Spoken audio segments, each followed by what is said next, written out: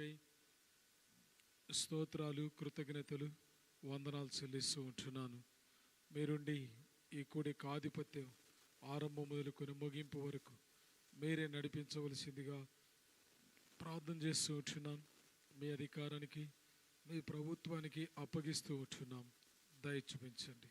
సమస్తమును మర్యాదగా, క్రమంగా, పద్ధతిగా నీ మహిమార్థమై జరుగులాగున మీరు సహాయం చేయమని ప్రార్థన చేస్తూ వస్తున్నాను. దయగల మా తండ్రి, ఈ దినం కొరకై నీ ఏర్పాట్లోని నీ ప్రజల్ని దయగల తండ్రి మీరు తీసుకొని రండి, సహాయం చేయండి.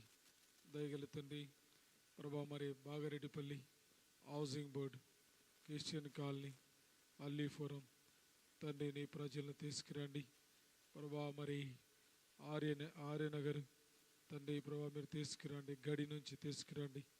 దయగల తండ్రి మహేంద్ర కాల్ నుంచి మీరు తీసుకురండి. ఎడని కాల్ నుంచి మీరు తీసుకురండి. అవేంచెస్ నుంచి కూడా మీరు తీసుకురండి. మీరే కార్యం జరిగించమని ప్రార్థన చేస్తూ ఉంటున్నాను. దయగల తండ్రి ప్రజలందరినీ కూడా మీరు పురికొల్పి మీరు ఇచ్చిన ఆయా వెసులుబాటును బట్టి నీ ప్రజలు నీ మందిరంలో ప్రవేశించి ప్రభా మేలు పొందడానికి మీరు సహాయం చేయమని ప్రార్థన చేస్తుంటున్నాను. ప్రతి వారిలో ప్రభా మరి మీ ఆశ మీరు కలుగు చేయండి. కీర్తన 69:9 భక్తులు చెప్పినట్లుగా నీ ఇంటిని గురించిన ఆసక్తి నన్ను భక్షించుచున్నదని ప్రభా మీరు సెలవిచ్చిన మాట తండ్రి మీరు నెరవేర్చండి.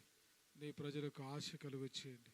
వాతావరణం ఏ పరిస్థితుల్లో ఉన్నా, ఏ విధంగా ఉన్నా మీరే కార్యం జరిగించి ప్రభా మీ నడిపింపు అనుగ్రహించి నీ ప్రజలు మీరు తీసుకుని. ఎవరు కూడా ఈ కూడికను పోగొట్టుకొని నష్టపోకున్నట్లుగా దయచేసి మీరు సహాయం చేయమని ప్రార్థన చేస్తూ వస్తున్నాం. దయగల తండ్రి నిన్ను స్తుతిస్తూ ఉన్నాం, నిన్ను ఆరాధిస్తూ ఉన్నాం, నిన్ను ఘనపరుస్తూ ఉన్నాం, నిన్ను మహింపరుస్తూ ఉన్నాం, నీకు స్తోత్రాలు చెల్లిస్తూ ఉన్నాం. రేపర్లు తండ్రి నీకే వందనములు, కృతజ్ఞతలు, స్తోత్రాలు. దయగల తండ్రి ప్రకటించవరీతిగా ఈ కోడికను మేము కలిగి ఉండడానికి మీరు కృప చూపిస్తూ వచ్చినారు. గడిచిపోయిన వారమంతా కూడా మీరు కాపాడి ఒక దినం ఆయుష్ పొడిగించి ఏ నూతన దినంలో శ్రేష్టమైన ఆయుష్ మీరు అనుగ్రహించి మమ్మల్ని పోషించి మీరు నడిపిస్తూనే ఇంటికి తీసుకొచ్చినందుకై స్తుతిస్తూ ఉంటున్నాను. మాకంటే గొప్పవారు ధనికులు, ఐశ్వర్యవంతులు తండ్రి ప్రభా ఈ దినాన్ని చూడాలని, ఈ సమయాన్ని చూడాలని ఆశించి చూడలేక శాశ్వతంగా కాలగర్భములో కలిసిపోయినప్పటికీ ఈ దినం మేమేమై ఉన్నాము అది కేవలం నీ ఉచితమైన కృప వలన ఉండులాగున మీరు సహాయపడుతూ వచ్చినారు. అందుకై స్తుతిస్తూ ఉన్నాను, కృతజ్ఞతలు, వందనాలు చెల్లిస్తూ ఉంటున్నాను. దయగల తండ్రి జైరాబాద్ ఈ ప్రాంతంలో బేతనియా ప్రార్థన మందిరం అనే దీపస్తంభాన్ని మీరు నిలబెట్టుకున్న ఉద్దేశం, మీరు నిలుపుకున్న ఈ కొద్ది శేషం ప్రభా మరి మీరు తండ్రి ఏర్పాటు చేసుకున్న ఉద్దేశం మీరు నెరవేర్చుకోవాల్సిందిగా ప్రార్థన చేస్తూ ఉంటున్నాం. దూరం దగ్గరున్న నీ ప్రజలను మీరు జ్ఞాపకం చేసుకో, సహాయం చేయండి. ప్రతి యంగ్ బ్రదర్, ప్రతి యంగ్ సిస్టర్ నీ ఇంట్లో ప్రవేశించేలాగున మీరు సహాయం చేదురని ప్రార్థన చేస్తూ ఉంటున్నాను. దయగల తండ్రి నువ్వెంతైనా నమ్మదగిన దేవుడు. కడవరి దినాల్లో ఉంటున్నాం. దయచేసి ప్రభా నియామక కోడికల్లో ప్రభా ప్రవేశించి ప్రభా మేము సిద్ధపాటు కలిగి ఉండడానికి మీరు సహాయం చేయండి. ఈ రాత్రి మీరు వస్తే మేము ఎత్తబడి గుంపులో ఉండేలాగున మీరు సహాయం చేయమని ప్రార్థన చేస్తుంటున్నాం. మా మధ్యలో మీరుండి మందిరం అంతా కూడా ధూపము చేత మీరు నింపినందుకై స్తుతిస్తూ ఉంటున్నాం. ప్రభా పరిశుద్ధాత్మ సన్నిధి, పరిశుద్ధాత్మ వాతావరణం నడిపింపు మా మధ్యలో మీరు కుమ్మరించండి. మీ నామానికి మీరు మహిమ తెచ్చుకోవలసిందిగా ప్రార్థన చేస్తూ కృతజ్ఞతలు చెల్లిస్తూ వందనాలు చెల్లిస్తూ ఉంటున్నాం. దయ చూపించి కార్యం జరిగించమని ప్రార్థన చేస్తుంటున్నాను. ఇప్పటికే రాగలిగిన నీ ప్రజలను బట్టి స్తోత్రాలు స్తుతిస్తూ ఉన్నాం. నీ ప్రజలకు మీరు అనుగ్రహించిన ఆశను, ఆసక్తిని బట్టి స్తుతిస్తూ కృతజ్ఞతలు చెల్లిస్తూ మీ రక్తాన్ని మా అందరిపై ప్రోక్షించుకుంటూ మందిరం అంతా కూడా మీ రక్తాన్ని ప్రోక్షించుకుంటూ దయగల తండ్రి ఇప్పటికే మీరు ఇచ్చిన వర్షాలను బట్టి కూడా స్తుతిస్తూ ప్రభా మరి మీ ఘనతను కోరుకుంటూ ఎల్లప్పుడూ మా క్షేమం కోరే దేవుడిగా మీరున్నందుకై మిమ్మల్ని స్తుతిస్తూ వందనాలు చెల్లిస్తూ ఈ సమయాన్ని కబజెప్పుకుంటూ నిలబడుతుండగా మీరు సహాయం చేయమని యేసు ప్రభు మా రక్షణ పేట స్తుతించి ప్రార్థించి అడిగి వేడుకుంటున్నాం మా తండ్రి. ఆమేన్.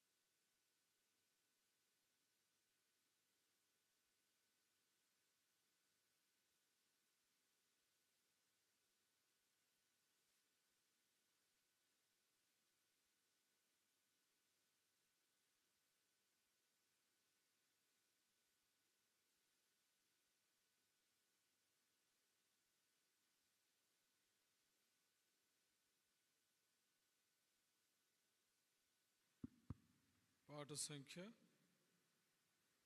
210. పాత పుస్తకములు 208. ప్రకాశన రండి. 210, 208.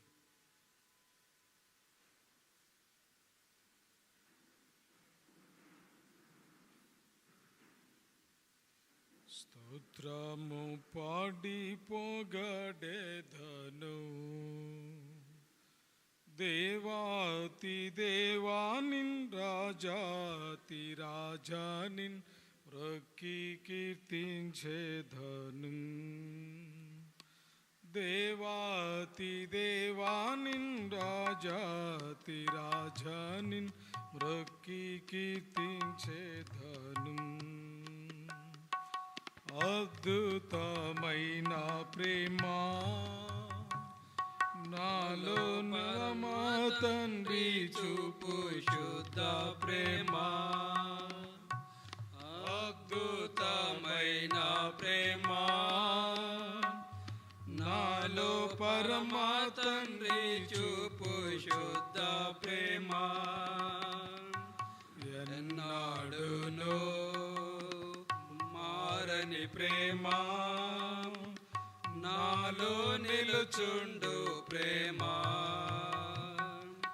ఎన్నాడును మారని ప్రేమ నాలో నిలుచుండు ప్రేమ.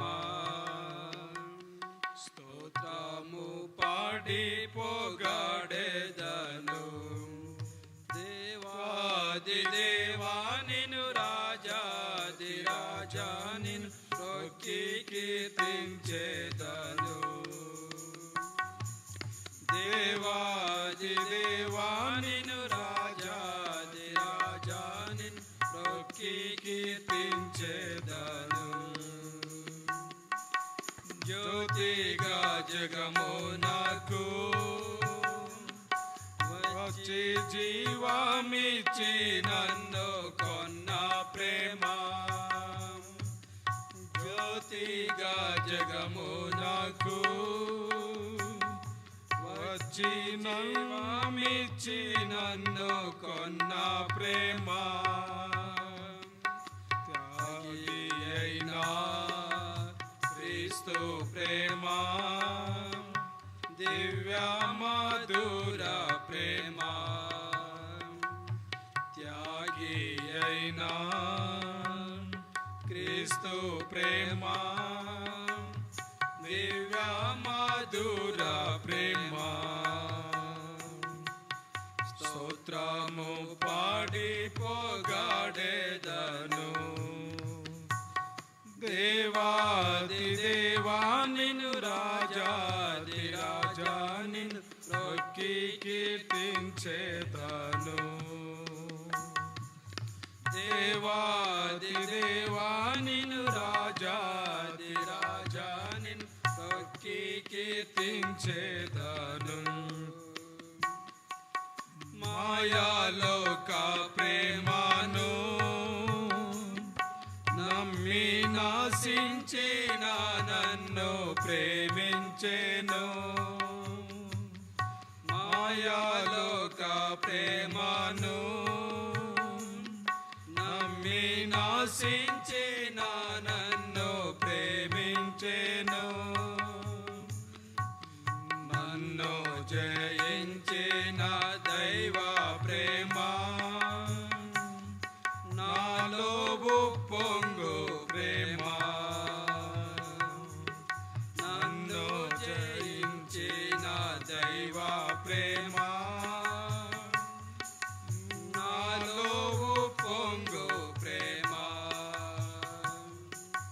స్తోత్రము పాడి పొగడెదను,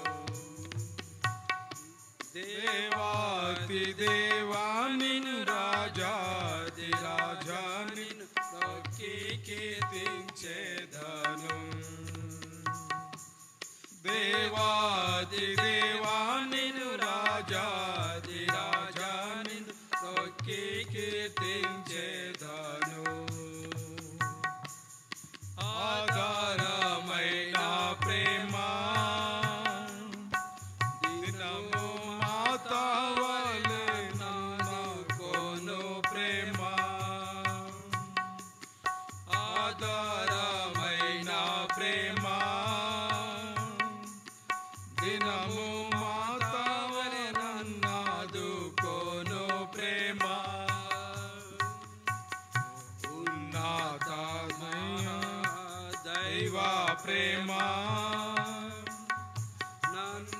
ఆకర్షించే ప్రేమ ఉన్నత మహాదైవ ప్రేమ నన్నాకర్షించే ప్రేమ స్తోత్రము పాడి పొగడెదను దేవాది దేవా నిన్ను రాజాది రాజా నిన్ను ప్రొక్కి కీర్తించెదను దేవాది దేవా నిన్ను రాజాది రాజా నిన్ను ప్రొక్కి కీర్తించెదను మాట తప్పని ప్రేమ పరమవాక్కునిచ్చి ఆదరించే ప్రేమ మాట తప్పని ప్రేమ పరమవాక్కునిచ్చి ఆదరించే ప్రేమ సర్వశక్తి గల దైవ ప్రేమ సతతము నుండు ప్రేమ సర్వశక్తి గల దైవ ప్రేమ సతతము నుండు ప్రేమ స్తోత్రము పాడి పొగడెదను దేవాది దేవా నిన్ను రాజాది రాజా నిన్ను ప్రొక్కి కీర్తించెదను దేవాది దేవా నిన్ను రాజాది రాజా నిన్ను ప్రొక్కి కీర్తించెదను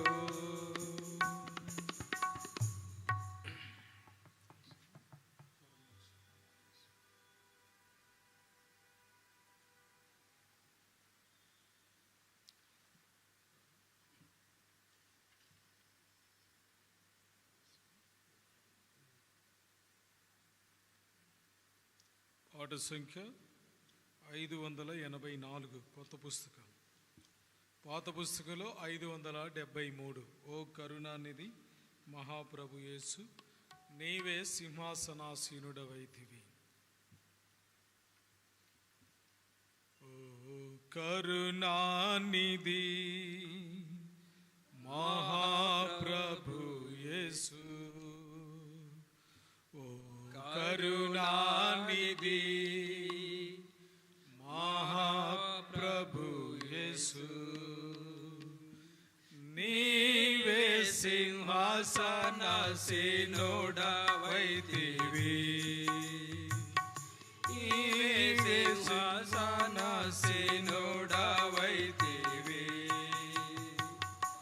ఓ కరుణానిధి మహాప్రభు యేసు ఓ కరుణానిధి మహాప్రభు యేసు సత్యస్వరూపివి పరిశుద్ధుడవు. సత్యస్వరూపివి పరిశుద్ధుడవు. దావీదు తాళము కలిగియున్నావు.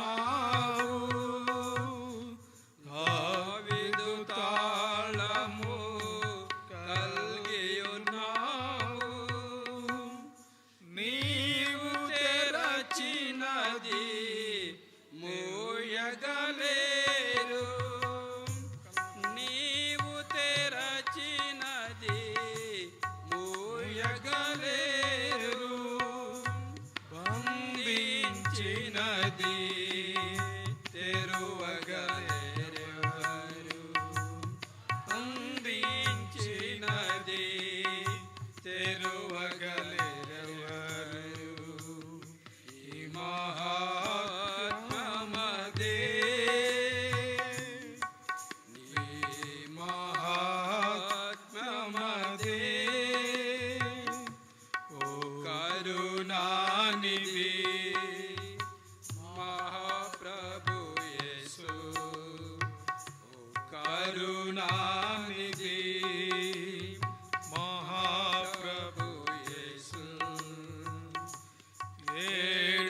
నక్షత్రములు నీ చేత కలవు 7 నక్షత్రములు నీ చేత కలవు దీపస్తంభముల మధ్య సంచరించెదవు దీపస్తంభముల మధ్య సంచరించెదవు జీవించువాడవు ఆది అంతములు జీవించువాడవు ఆది అంతములు రెండంచుల ఖడ్గం కలిగిన ప్రభువా రెండంచుల ఖడ్గం కలిగిన ప్రభువా అదియే నీ ఘనత అదియే నీ ఘనత ఓ కరుణానిధి మహాప్రభు యేసు ఓ కరుణానిధి మహాప్రభు యేసు అగ్ని వంటి నేత్రములు కలిగి అగ్ని వంటి నేత్రములు కలిగి అపరంజి వంటి పాదములు కలిగి అపరంజి వంటి పాదములు కలిగి దేవుని 7 ఆత్మలు కలిగి దేవుని 7 ఆత్మలు కలిగి గ్రంథము తెరచే యోగ్యుడ నీవే గ్రంథము తెరచే యోగ్యుడ నీవే ధన్యుడవు నీవే ధన్యుడవు నీవే ఓ కరుణానిధి మహాప్రభు యేసు ఓ కరుణానిధి మహాప్రభు యేసు నమ్మకమైన సత్య సాక్షియు నమ్మకమైన సత్య సాక్షియు సర్వ సృష్టికి కర్తయ్యుండి సర్వ సృష్టికి కర్తయ్యుండి నీతిమంతుడు బహు జ్వాలామయుడు నీతిమంతుడు బహు జ్వాలామయుడు దీర్ఘశాంతుడు శక్తిమంతుడు దీర్ఘశాంతుడు శక్తిమంతుడు ఆమేన్ అనువాడు ఆమేన్ అనువాడు ఓ కరుణానిధి మహాప్రభు యేసు ఓ కరుణానిధి మహాప్రభు యేసు ఎల్లరూ ప్రభుని స్తుతించెదరు ఎల్లరూ ప్రభుని స్తుతించెదరు సాగిల పడెదరు కృతజ్ఞులై సాగిల పడెదరు కృతజ్ఞులై ఆశ్చర్య క్రియ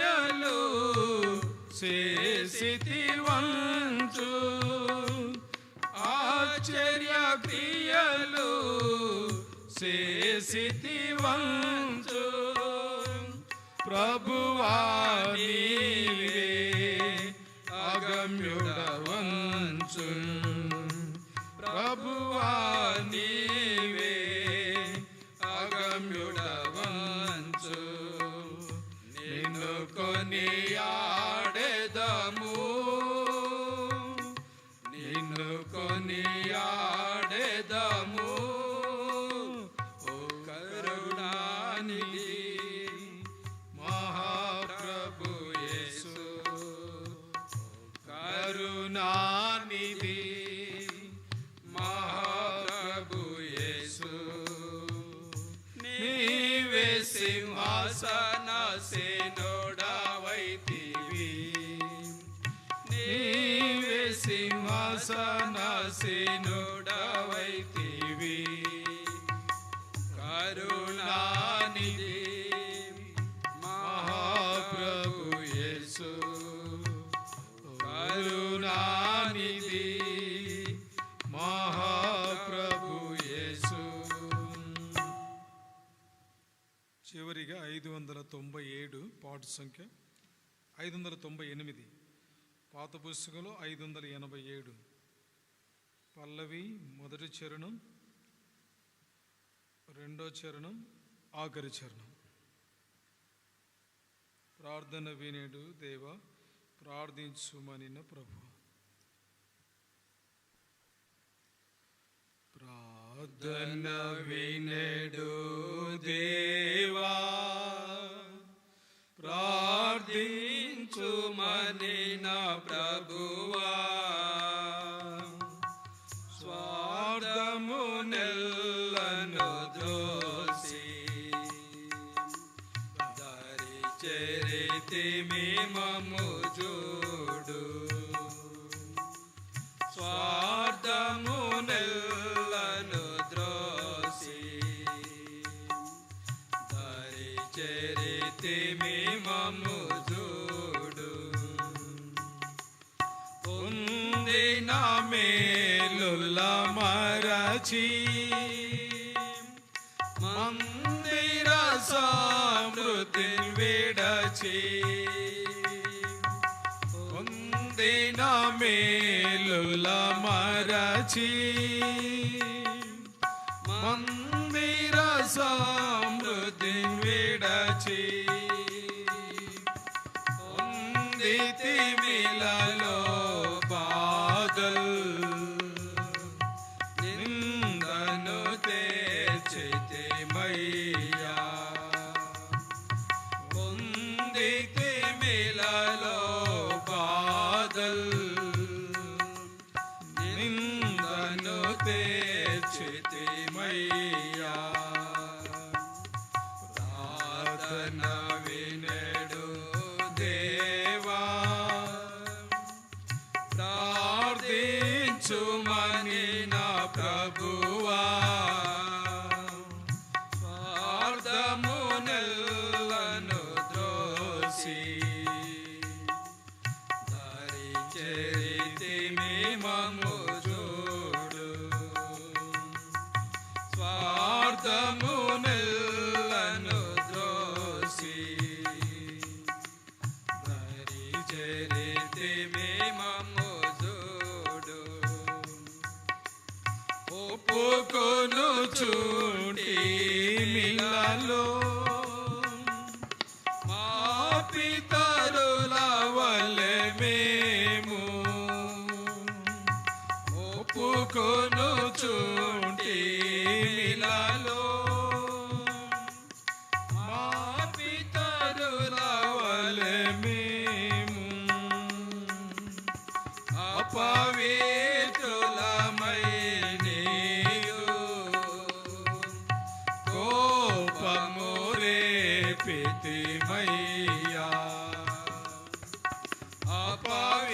అపవిత్రులమై నీదు కోపము రేపితిమయ్యా, ప్రార్థన వినెడు దేవా,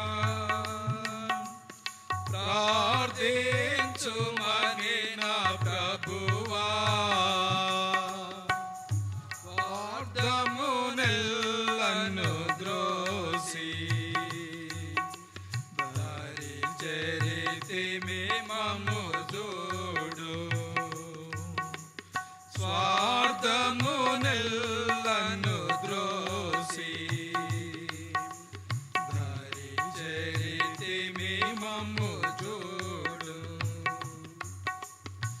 నీ ముఖమును దాచకుము,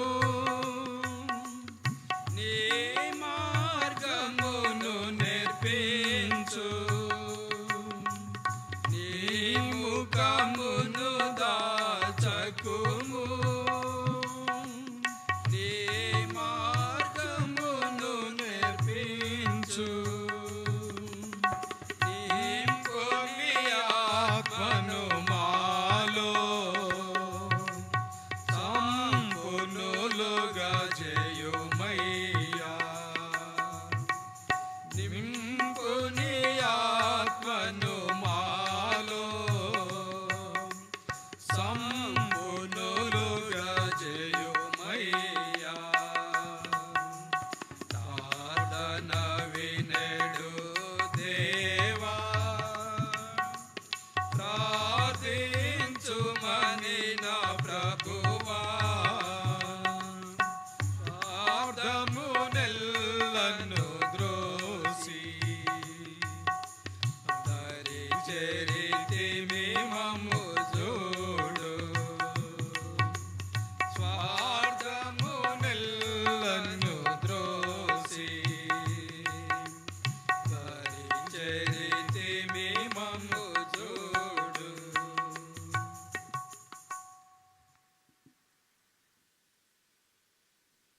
మనం దేవుని వాక్యంలోనికి వెళ్ళే ముందు మోకరించి తలలో ఉంచి చిన్న ప్రార్థన చేసుకుందాం. వల్లు తండ్రి, స్తుతిస్తున్నాం. సంఘ ప్రార్థనకు చేరి రాగలిగిన మమ్మల్ని అందరిని బట్టి స్తుతిస్తూ ఉన్నాం. వాతావరణం అననుకూలతను బట్టి అనేకులు రాలేకపోతూ ఉన్నారు. దయతో క్షమించు. తిరిగి మరొక తరుణం దయచేయండి. పాటల ఇన్స్ట్రుమెంట్ ద్వారా మీరు మహిమ తెచ్చుకుందుకు స్తుతిస్తున్నాం. కొద్ది నిమిషాలు దేవుని వాక్యం ధ్యానించుట కొరకు ఈ సమయంలో మీ దాసుడు బుద్ధిహీనుడిగా బలహీనుడిగా నీ సన్నిధిలో నిలబడుతుండగా దయతో క్షమించి మీ రక్తాన్ని నాపై ప్రోక్షించి కడిగి పవిత్రపరిచి కాలు చేసి నా స్వరము తాకి నీ ఆత్మతో నన్ను నింపి మీరు నోరేయండి మాట్లాడుతున్నాడు. యెషయా 16, 4, 12, కీర్తన 80, మత్తయి రాశ్వత 10, వాగ్దాన ఆధారం చేసుకుంటూ యేసుప్రభు నామమున స్తుతించి ప్రాంచుకున్నాం తండ్రి. ఆమేన్.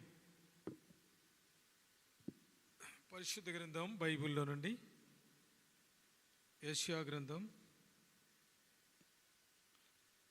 26వ అధ్యాయం. యెషయా గ్రంథం 26వ అధ్యాయము 3వ వచనాన్ని మనందరం కలిసి చదువుకుందాం. Isaiah chapter 26 verse 3. 26, 3వ వచనం. ఎవని మనస్సు నీ మీద ఆనుకొనునో వానిని నీవు పూర్ణ శాంతి గల వానిగా కాపాడుదువు. ఎలయనగా అతడు నీ యందు విశ్వాసం ఉంచి ఉన్నాడు. యెషయా ద్వారా దేవుడు రాసి ఉంచినటువంటి మాట. మనము దేవుని ఆనుకొనుట ఎంత ప్రాముఖ్యమో ఆయన తెలియజేస్తూ వస్తూ ఉన్నాడు. ఎందుకంటే అనేక మంది తమను తాము ఆనుకొనివారు, అనేకుల మీద ఆధారపడేవారు లోకములో మనం చూస్తాం. మనము ఏది ఆనుకున్నా అది అక్కరకు రాదు అని, మనం దేవునిని ఆనుకోవాలి అని. సామెతల గ్రంథంలో ఒక మాట రాయబడింది. ఉగ్రత దినమందు 11వ అధ్యాయం 4వ వచనం. చూడండి, ఏది ఆనుకున్నా అది మనకు ప్రయోజనం లేదు. కాబట్టి ఏది ఉన్నా మనము కాపాడబడలేము. ఈ మాటను బట్టి మనం అర్థం చేసుకోవచ్చు. సామెతలు 11వ అధ్యాయము 4వ వచనం చదవండి ఒకరు. ఉగ్రత దినమందు ఆస్తి అక్కరకు రాదు, నీతి మరణము నుండి రక్షించును. చూడండి, ఏది ఆనుకోవడానికి అవసరమైనది. లోకములో ఏ ఆధారం ఉన్నా అది పనిచేయదు అని. అవన్నీ సర్వసాధారణం, ఫండమెంటల్గా. లోకములో అవన్నీ దేవుడు మనకి ఇచ్చినవి, కానీ వాటి వలన మనం ఆధారపడి క్షేమం పొందలేం. అందుకే భక్తుడు రాస్తా వస్తాడు. యేసుప్రభువు వారు ఒక ఉపమానం చెప్తాడు. ఏంటి అని అంటే, ఒక వ్యక్తి ఆనుకున్నటువంటి అనుభవం, దేని మీద ఆనుకున్నాడు. లూకా రాసిన సువార్త 12వ అధ్యాయము 15, 16 వచనాలు, 17వ వచనం గట్టి చదువుతాం. లూకా రాసిన సువార్త 12వ అధ్యాయము 15, 16, 17 వచనాలు. మరియు ఆయన వారితో, మీరు ఏ విధమైన లోభమునకు ఎడమియ్యక జాగ్రత్త పడుడి. ఒకని కలిమి విస్తరించుట వాని జీవమునకు మూలము కాదనెను. మరియు ఆయన వారితో ఈ ఉపమానం చెప్పెను. ఒక ధనవంతుడు భూమిని సమృద్ధిగా పండెను. అప్పుడు అతడు, నా పంట కూర్చుకున్నట్టుకు నాకు స్థలము చాలదు గనుక నేనేమి చేతునని తనలో తాను ఆలోచించుకొని లాగు చేతును. కాబట్టి ప్రభువే చెప్పాడు, పరిశుద్ధాత్మ దేవుడే రాసి ఉంచాడు లూకా ద్వారానంటే ఆయన ఎంత ధనవంతుడో మనం ఎరుగుదాం. బైబిల్లో చాలా బహుధనవంతుడు. అతడు ఏం చేస్తూ వచ్చినాడు అని అంటే, ధనం ఇచ్చిన దేవుణ్ణి, పొలం ఇచ్చిన దేవుణ్ణి, పంట ఇచ్చిన దేవుణ్ణి గణపరచక, ఆధారం చేసుకోక, ఆనుకోక, దేని మీద ఆధారపడుతున్నాడంటే ప్రభు ఇచ్చినటువంటి సిరి సంపదల మీద ఆధారపడి ఏమంటున్నాడు అని అంటే 19వ వచనం, నా ప్రాణముతో ప్రాణమా, అనేక సంవత్సరములకు విస్తారమైన ఆస్తి నీకు సమకూర్చబడి ఉన్నది. సుఖించుము, తినుము, త్రాగుము, సంతోషించుమని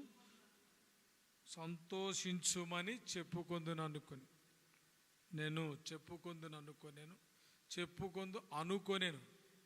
ఇంకా చెప్పలేదు అనుకుంటా. ఇంకా అతడు ఏం చేయలేదు. ఇంకా తన ప్రాణముతో ఆయన ఇంకా ఆలోచిస్తూ ఉన్నాడు. ఊహించుకుంటా ఉంటున్నాడు.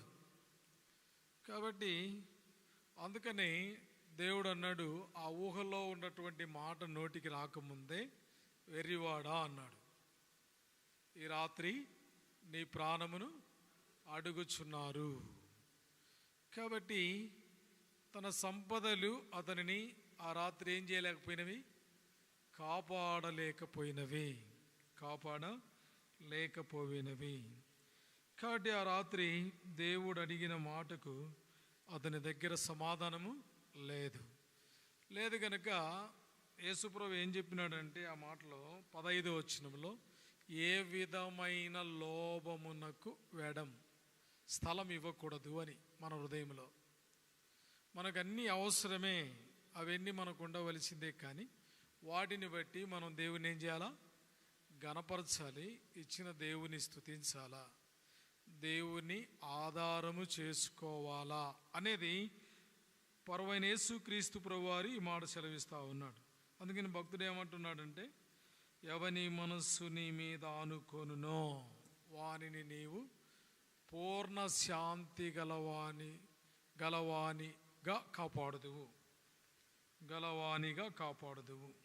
కాబట్టి ఆయన ఆనుకొనడం ఎంత ప్రాముఖ్యమో, ఎందుకు కాపాడుతాడు అనేది మనము అంటే, ఒకటి మనం ఆయన ఆనుకోవడం, రెండోది అక్కడే ఆన్సర్ ఉంది, ఏలయనగా అతడు నీ యందు విశ్వాసం ఉంచి ఉన్నాడు. ఇప్పుడు దేవుడు ఎవరిని కాపాడబోతూ ఉన్నాడు అని అంటే, ఆయన మీద ఆధారపడి వారిని, ఆయన యందు విశ్వాసం ఉంచు వారిని. ఒక సందర్భంలో యేసు ప్రభు తన శిష్యులతో కలిసి ప్రయాణం చేస్తూ ఉన్నాడు విశ్వాసము అనడానికి. చూడండి, లూకా రాసిన సువార్త 8వ అధ్యాయం. ఓ సరస్సు, ఒక లేదా గలిలయ సముద్రము, మరి ఆ ప్రాంతంలో యేసు ప్రభు వారితో ప్రయాణం చేస్తూ ఉన్నాడు. ప్రయాణం చేస్తున్నప్పుడు ఒక మాట అన్నాడు. చూడండి, 25వ వచనం లూకా రాసిన సువార్త 8వ అధ్యాయము 25వ వచనం చదువుదాం. అప్పుడు ఆయన, మీ విశ్వాసం ఎక్కడా అని వారితో అనేను. భక్తుడు రాసి వచ్చినాడు, ఏలయనగా అతడు నీ యందు విశ్వాసముంచి ఉన్నాడు అని రాశాడు. కానీ యేసు ప్రభు వారితో ప్రయాణిస్తూ ఉన్నప్పుడు వారి నమ్మకత్వం కోల్పోవడానికి అనేక పరిస్థితులు వారికి సంభవిస్తూ వచ్చినాయి. అనేకమైనటువంటి పరిస్థితులు సంభవిస్తూ వచ్చినాయి. ఎలాంటిది? 23వ వచనం అక్కడ రాబడిన మాట ఏంటంటే, వారు వెలుచుండగా ఆయన నిద్రించెను. బాగా గమనించాలి మనం. వారు వెలుచుండగా ఆయన నిద్రించెను. ఒకటి కీర్తనలు 121వ అధ్యాయంలో దేవుని వాక్యం ఏం చెబుతుందంటే, ఇశ్రాయేలును కాపాడువాడు కునుకడు నిద్రపోడు అనే మాట మనం బైబిల్లో చదువుతూ వస్తాం. వాస్తవమే. కానీ కొన్నిసార్లు యేసుప్రభువారు ఈ లోకంలో ఉన్నప్పుడు ఆయన ఏం చేస్తూ వచ్చినాడంటే, వారి విశ్వాసము కొరకైనటువంటి పరీక్ష, వారి విశ్వాసము కొరకైనటువంటి పరీక్ష. కాబట్టి 121వ కీర్తన 4వ వచనంలో రాయబడిన మాటను బట్టి, ఏదేను తోటలో ఆదామవ్వలను నిర్మించిన తర్వాత నిద్ర విశ్రాంతి కలిగి ఉన్న దేవుడు వారు చెడిపోయి అక్రమము చేసి పాపము చేసి అతిక్రమంలో పడిపోయి మరణానికి దగ్గరగా వచ్చినప్పుడు వారిని తిరిగి రక్షించి ఆనాడు చేసిన ప్రమాణం ఏం చెప్తూ వచ్చినాడు అంటే, ఇజ్రాయెల్ను కాపాడువాడు ఇక కునుకడు నిద్రపోడు. ఒక దినము నిద్రపోయి ఏం జరిగింది? ప్రపంచంలోనికి పాపము సంభవిస్తూ వచ్చింది. పాపముతోటి భౌతిక మరణం సంభవిస్తూ వచ్చింది. ఇప్పుడు యేసు ప్రభు తన శిష్యులతో నిద్రించవలసిన అవసరత వచ్చింది. ఎందుకు అని అంటే, వారిని పరీక్షించడానికి, వారి విశ్వాసమును బలపరచడానికి, వారి విశ్వాసాన్ని గమనించడానికి ఒకటి ఆయన నిద్రించినటువంటి అనుభవం. రెండోది, ఆయన ఇచ్చినటువంటి పరిస్థితులు ఏంటి అని అంటే, గాలి. మానవుని విశ్వాస జీవితంలో, విశ్వాసి యొక్క విశ్వాస జీవితంలో రెండోదిగా సంభవించేది ఏంటంటే, గాలి అనే మాట మనం వింటూ ఉన్నాం. కాబట్టి లోకంలో రకరకాల గాలులు వీస్తూ ఉంటాయి. ఒక్కొక్కసారి ఒక్కొక్క రకమైనటువంటి పరిస్థితులు, ఒక్కొక్కసారి ఒక్కొక్క రకమైనటువంటి ప్రభావాలు. భౌతికపరమైనటువంటి గాలి కాకుండా వ్యాధుల ద్వారానో, బలహీనతల ద్వారానో, మరి తీవ్రకరమైన తెగుళ్ళ ద్వారానో, రకరకాల పరిస్థితుల ద్వారానో దేవుడు మానవుని దర్శిస్తూ ఉంటాడు. దేవుడు మానవుని దర్శిస్తూ ఉంటాడు. అదొక గాలి. లాస్ట్ టైంలో మనం అనుకుంటాం 2020 నుంచి కరోనా ఒక గాలి, తెగులు. మనుషులు దర్శించడానికి ఒక గాలి, ఒక తెగులు. మూడోది ఏంటి అని అంటే వర్షం. ఒకటి, ఆయన నిద్రించిన పరిస్థితులు వారు చూశారు. రెండోది, వారి జీవితంలో ఏం జరుగుతుందో ఆయన నిద్రిస్తే వారు ప్రత్యక్షంగా కనుగొంటూ వచ్చినారు. రెండోది, వారికి గాలి ఎదురుతూ వచ్చింది. మూడోది, గాలి ఎదురైతే జరిగే పరిణామాలు ఎట్లుంటాయంటే, ఇప్పుడు ఈ జూన్ జూలైలలో 15 రోజులు ఒకవైపు, 15 రోజులు ఒకవైపు గాలి విసిరేది. దానికి పెద్దలు ఏం పేరు పెట్టారంటే ఆడామగ గాలి, భార్యాభర్తల గాలి అనేది. ఆ టైంలో వెహికల్స్ కూడా ఎక్కువగా ఏం చేయలేవు, ఇక్కడ పక్కకు నెట్టేస్తూ ఉంటుంది గాలికి ఉండే ప్రభావం.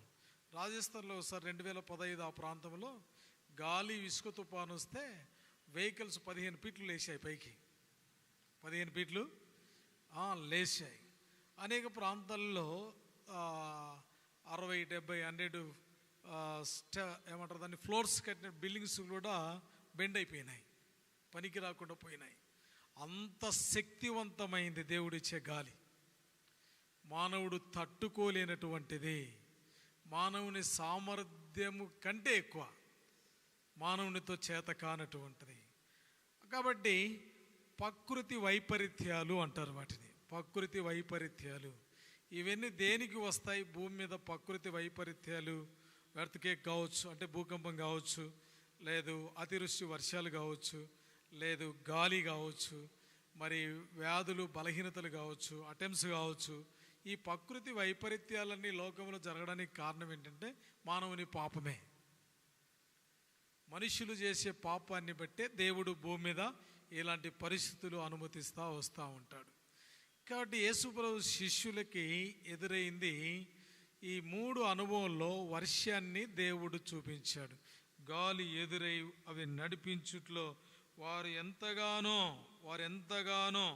కష్టపడుతూ వచ్చినారు. చూడండి ఒక మాట, మత్తయి రాసిన సువార్త 8వ అధ్యాయం 25వ వచనంలో కూడా ఏ సందర్భాలు ఎదుర్కొంటూ వచ్చినారో మనం చూస్తాం. చూడండి ఆ మాట 24, 25. అంతటా సముద్రం మీద తుఫాను లేచినందున ఆ దోణి అలల చేత కప్పబడెను. అప్పుడు ఆయన నిద్రించుచుండగా. అర్థమైందండి?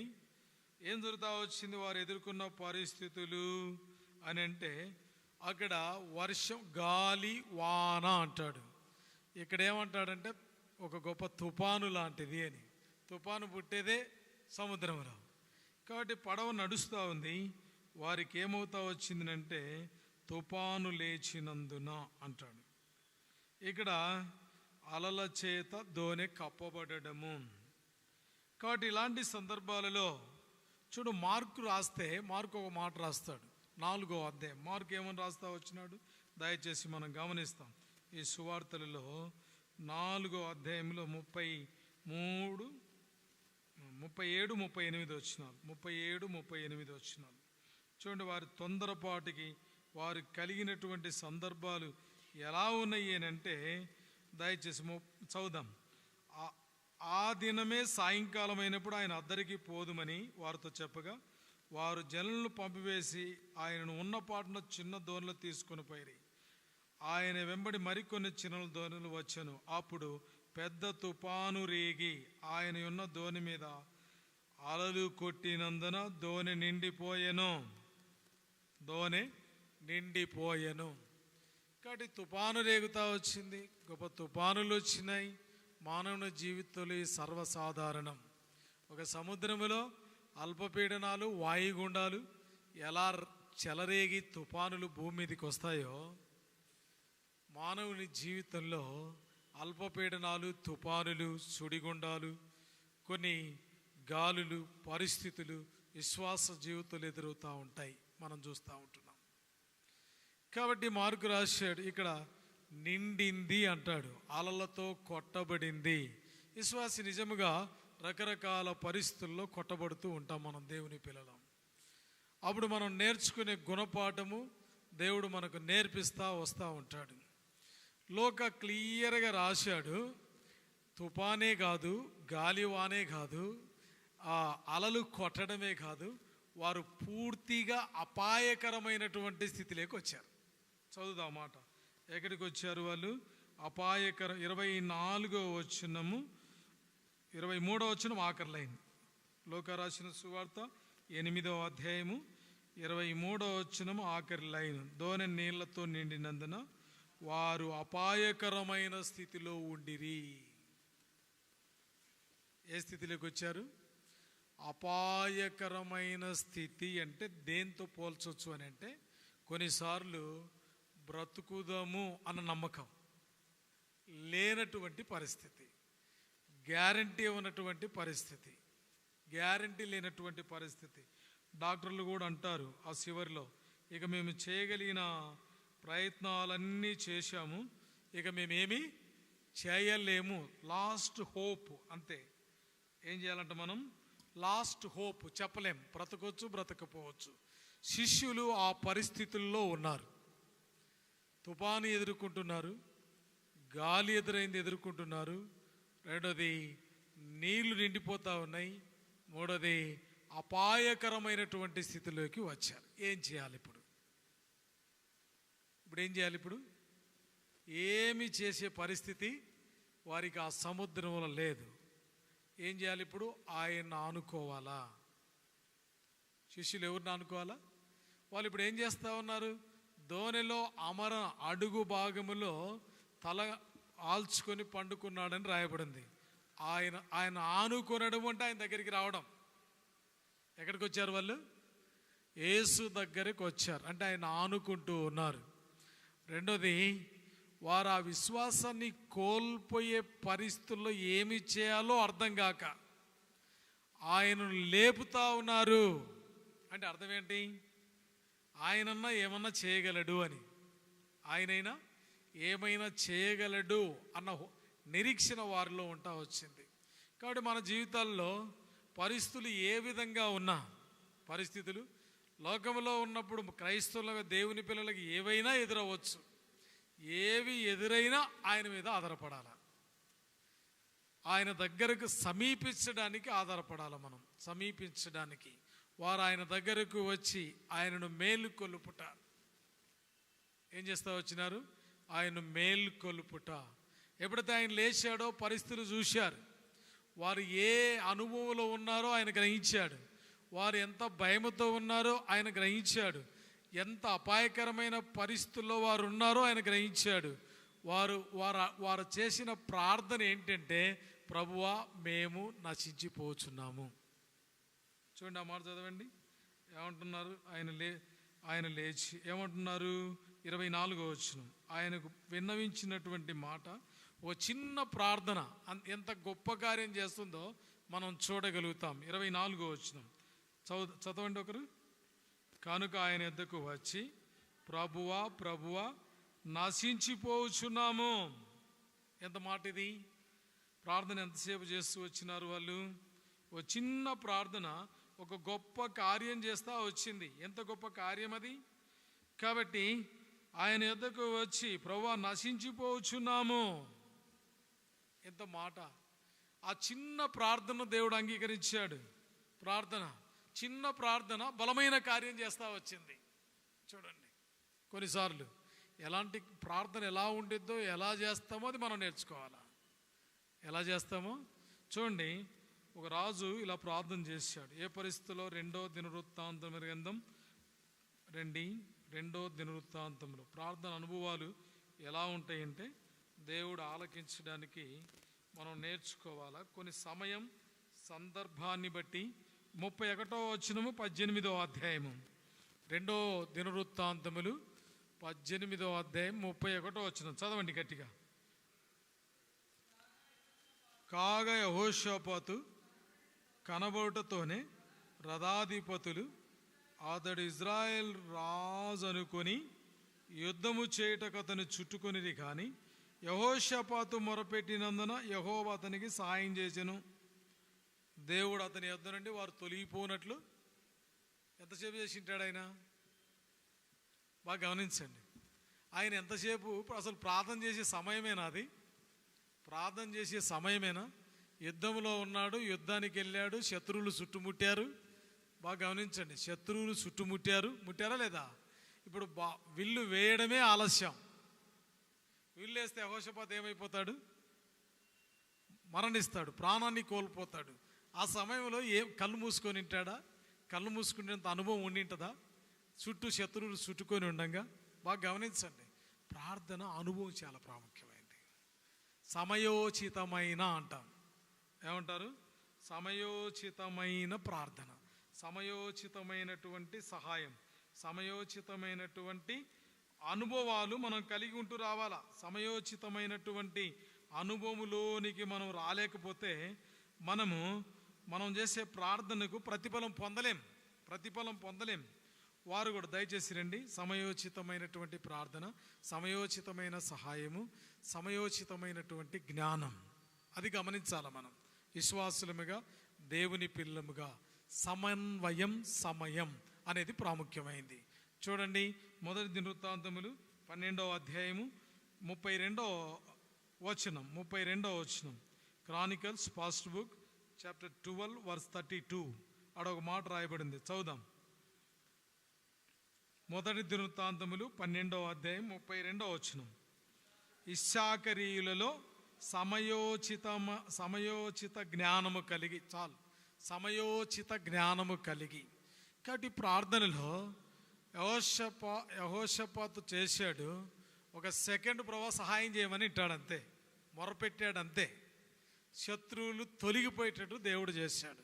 యేసు ప్రభు యొక్క శిష్యులు ఆ పరిస్థితులు గమనించి, ఆ ఎదురైన తుఫానును గమనించి, ఆ ఎదురైన గాలిని గమనించి, దోణి నిండుతున్న అపాయకరమైన స్థితిని గమనించి ఆయన యేసు దగ్గరికి రాగలుగుతూ వచ్చినారు సమయానుకూలంగా. 2, యేసును ఆనుకుంటూ వచ్చినారు. 3, ఆయన ఇది చేయగలడని నిరీక్షించారు. విశ్వాసం మనం కోల్పోయాం, మనం చేయలేం. వాళ్ళు బలంగా తెడ్లేసి ఉంటారు, చుక్కాన్ని తిప్పింటారు, దోణిని నడిపించాలా దరికని రకరకాల ప్రయత్నం చేసి ఉంటారు. అయినా లేదు, ఈయన మాత్రమే చేయగలడు. వారు భయపడిపోయారు ఆ పరిస్థితిని చూసి. ఆ ప్రాణాపాయకరమైనటువంటి పరిస్థితుల్లో లోకములో కాపాడేవారు ఎవ్వరు కూడా లేరు. దేవుడు ఒక్కడు మాత్రమే. ఒక మంచి మాట బైబిల్ ఉంది, దయచేసి చూడండి. ఏబు గ్రంథం 24వ అధ్యాయం చూడండి. ఏబు గ్రంథం ఎలా దేవుడు వారిని కాపాడుతూ వచ్చాడంటే ఆ మాట మనకు అవసరం. చూడండి, వారు అపాయకరమైనటువంటి స్థితిలో ఉన్నప్పటికీ ఎలా కాపాడబడుతున్నారు. 22వ వచనం, జోబ్ చాప్టర్ 24 వర్స్ 22. చూడండి, ఈ మాట ఒక మాట చదువుదాం, గట్టిగా చదవండి. 24వ అధ్యాయం 22వ వచనం. ఆయన తన బలము చేతను బలవంతులను కాపాడుచున్నాడు. ఈ మాట చూడండి. కొందరు ప్రాణమును గూర్చి ఆశ విడిచినను మరలా బ్రతుకుదురు. అందరు చేతులు ఎత్తేస్తారు, ఇంకా పని అయిపోయింది అంటారు. డాక్టర్లు చేతులు ఎత్తేస్తారు, ఇంకా మా వలన కాదు అని అంటారు.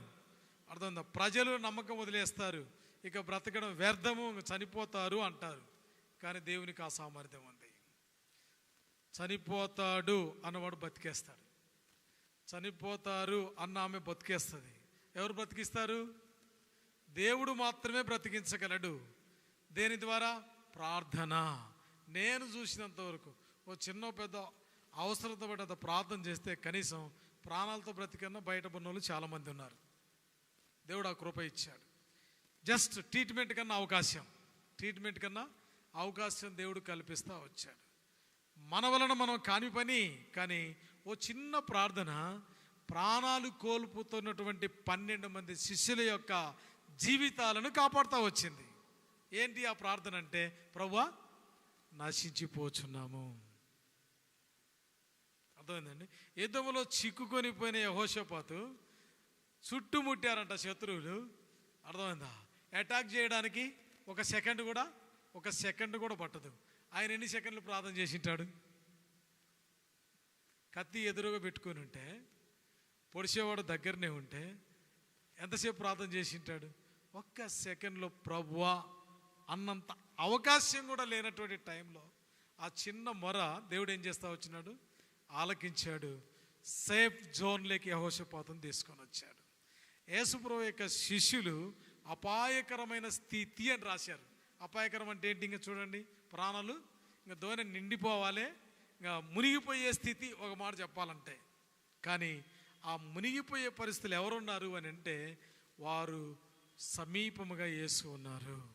కొన్నిసార్లు మన పరిస్థితులు అలాంటిగా వచ్చినప్పుడు ఆయన మనకు సమీపంగా తెచ్చుకోవాలి, ఆయనకు మనము సమీపంగా వెళ్ళాలి. ఎన్ని గాలులు ఎదురైనా అవి మనల్ని ఏమీ చేయలేవు. ఒక చిన్న ప్రార్థన అంతే. ఏం చేయాలి మనం? ప్రభువా నశించిపోవచ్చున్నాం, ప్రభువా మా జీవితాలు కట్టండి, మా సంఘాన్ని కట్టండి, మా విశ్వాసాలను కట్టండి, మా బ్రతుకులు కట్టండి, మా పిల్లల్ని కట్టండి, మా భార్యలను కట్టండి, మా కుటుంబాలు, మా పరిస్థితులు మెరుగుపరచండి ప్రభువా అంటే చాలు. ఏమంటాడు? దేవుడు కాపాడడానికి సిద్ధంగా ఉన్నాడు. కాబట్టి అందుకని భక్తుడు అంటా ఉన్నాడు, ఎవని మనస్సు నీ మీద ఆనుకొనునో వాని పూర్ణ శాంతి గలవాడిగా కాపాడు. ఆ భయాన్ని తొలగించాడు వారిలో నుండి, ఆ గాలిని అణిచివేశాడు, ఆ తుఫాన్ని అణిచివేశాడు. వారి జీవితంలో పొంగుతున్న కొట్టుతున్న అలలను అణిచివేశాడు ఆయన.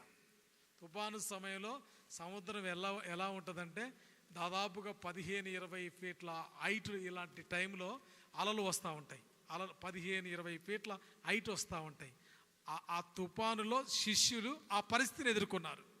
15-20 ఫీట్ల హైట్తో ఉన్నటువంటి అలలను ఎదుర్కొని అలల చేత దోణి ఏమైపోయిందంట? కప్పబడేను. కాబట్టి విశ్వాసి జీవితం అనే మన హృదయం అలల చేత ఎన్ని కొట్టబడినా, ఎన్నిసార్లు కప్పబడినా దేవుడు ఏం చేస్తాడు? నీ ప్రార్థనకు జవాబిస్తాడు. మనకు కావాల్సింది ఆయన ఆనుకోవడం, ఆయన యందు విశ్వాసం ఉంచడం, ఆయన మీద ఆధారపడడం, ఆ పరిస్థితుల్లో మనం ధైర్యం చెడకుండా ఉండడం, ఆ పరిస్థితుల్లో విశ్వాసాన్ని కాపాడుకోవడం. ఆ విశ్వాసాన్ని శిష్యులు కోల్పోయారు, అయినా దేవుడు ఏం చేశాడు? మనం కొన్నిసార్లు బలహీనులమే, మన విశ్వాసంలో లోపం ఉంటుంది. ఆ లోపాన్ని మనం తీర్చుకోవాలా. ఆ తీర్చుకున్నప్పుడే ఒక మాట చదివి నేను ముగిస్తాను. 1 తెస్సలోని పత్రిక దయచేసి రండి. విశ్వాసములో పౌలు గమనించినప్పుడు విశ్వాసములో లోపం 3వ అధ్యాయం 1 తెస్సలోని పత్రిక 3వ అధ్యాయం 9-10 వచనాలు చూడండి. యేసుప్రభు శిష్యులు ఆ లోపం కనుగొన్నాడు. యేసుప్రభు వారు విశ్వాసములో బలహీనులు అని కనుగొన్నాడు. ఆయన వారి బలహీనతలో నుండి వారిని బలవంతులుగా చేస్తూ వచ్చినాడు ప్రభు యేసుక్రీస్తు వారు. ఆ చిన్న ఆ అల్ప విశ్వాసముతో వారు చేసిన ఆ ప్రార్థనను దేవుడు బలమైనదిగా పరిగణించాడు. చూడండి, ఆ మాట చదువుదాం. 9-10 వచనాలు తెలుగులో కలిసి ఉన్నాయి. మేము మీ ముఖము చూసి మీ విశ్వాసముల్లో ఉన్న లోపము, కొన్నిసార్లు అలాంటి పరిస్థితుల్లో లోపాలు ఉండవచ్చు, కానీ ప్రభు ఏం చేస్తాడు? ఆ లోపాన్ని తీర్చగలిగిన సామర్థ్యం ఆయనకున్నది. ఆ ప్రార్థనకు జవాబు ఇవ్వగలిగిన ఆ సామర్థ్యం ఆయనకున్నది. ఎంతలాంటి పరిస్థితులు వచ్చినా ఆయన బ్రతికించగలిగిన సామర్థ్యం ఆయనకున్నది. చిన్న ప్రార్థన. కాబట్టి ప్రభా, ఈ రాత్రి నిన్ను ఆనుకోలేకపోతూ వచ్చాం ప్రభా, నీ యందు విశ్వాసం ఉంచలేకపోయాం. శిష్యుల వలె అలలు ఎదుర్కొంటూ వస్తున్నాం. శిష్యుల వలె విశ్వాసాన్ని కోల్పోతా ఉన్నాం. శిష్యుల వలె బలహీనం అవుతూ వచ్చినాం. శిష్యుల వలె ధైర్యం చెడుతూ వచ్చినాం. మా బలహీనతలను బట్టి దయచేసి శిష్యులను కనికరించిన దేవుడు ఈరోజు మాకున్నారు. నాశనకరమైన స్థితి నుంచి వారిని కాపాడావు, అపాయకరమైన స్థితి నుంచి వారిని కాపాడావు. వారి ప్రార్థనకు జవాబు ఇచ్చావు. ధైర్యం చెడిన వారిని మీరు ధైర్యపరుస్తూ వచ్చినారు. విశ్వాసం కోల్పోయిన వారి లోపాన్ని తీర్చి విశ్వాసంలో బలపడేటట్టు చేస్తూ వచ్చినాం. ఏ రోజు మా జీవితంలో కూడా అలాంటి గొప్ప కార్యాన్ని మీరు చెయ్యండి అని ప్రార్థన చేయాలి. May God bless you. మోకరిస్తాం, కళ్ళు మూసుకుందాం.